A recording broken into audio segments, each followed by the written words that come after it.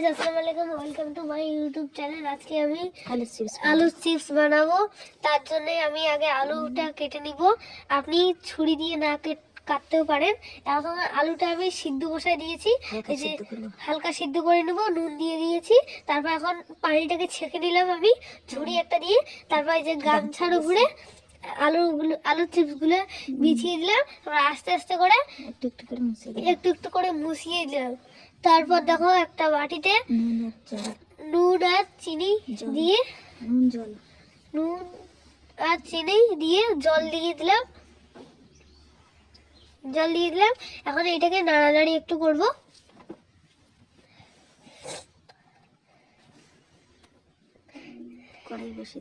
কড়াই বসাই দিয়েছি। এই দেখো আমি আলুর চিপসটা দিয়ে দিলাম। আলুর চিপসটা দিয়ে দেওয়ার পরে এই যে নুন আর চিনি মিশ্রণটা এখানে দিয়ে দিব। এখন দেখাচ্ছে না, একটু দেরি হচ্ছে, তার জন্য এখন দেখাই দিলাম। এই দেখো এরকম করলাম, এখন ফুটুস ফুটুস করে ফুটে গেল। এবার দেখবেন আমার জালবা।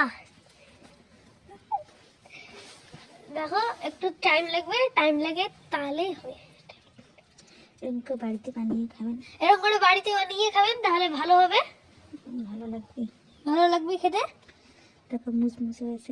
বাড়িতে বানিয়ে বাচ্চাদেরকে দেবেন, তাহলে খাইতে ভালো হবে। আর ভাত দিয়ে খাবেন, তাহলে ভালো লাগবে, মুসমুসে।